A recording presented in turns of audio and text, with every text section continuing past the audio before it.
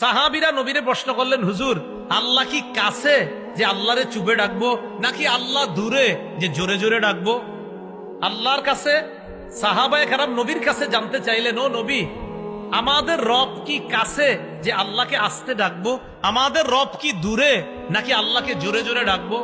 এই কথার জবাব দিয়ে সূরা বাকারার 186 নম্বর আয়াত আল্লাহ নাজিল করে দিলেন।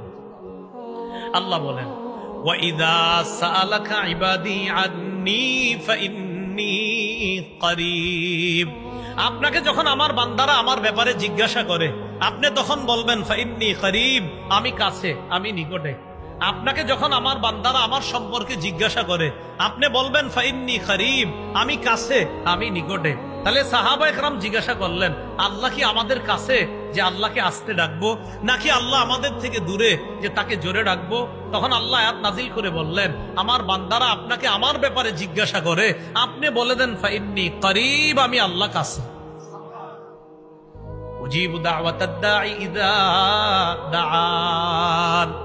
আহ্বানকারী যখন আমার কাছে আহ্বান করে, দোয়া করে, দোয়াকারী আমরা যখন আল্লাহর কাছে দোয়া করি, আল্লাহ বলেন উজিবু, আমি তার দোয়া কবুল করি, তার দোয়ায় সাড়া দেই, আমি তার আহ্বানে সাড়া দিই। তো আল্লাহ আমাদের আহ্বানে কি করে বলেন, কি করে?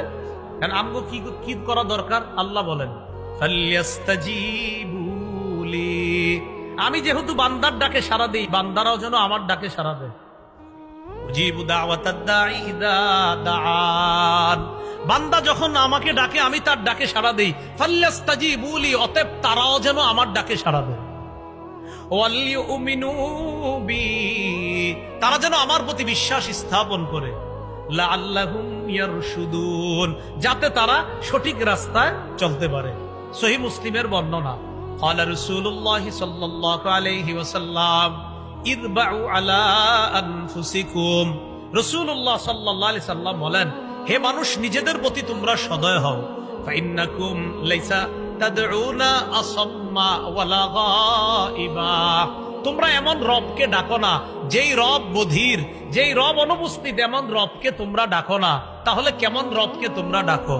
ইন্নাকুম তাদউনা সামিআন করিবা, এমন রবকে ডাকো যেই রব তোমাদের কথা শোনেন, করিবা, অতি নিকটে থেকে তোমাদের কথা শোনেন। ওয়া হুয়া মাআকুম, নবী বলেন তিনি তোমাদের সাথে আছে।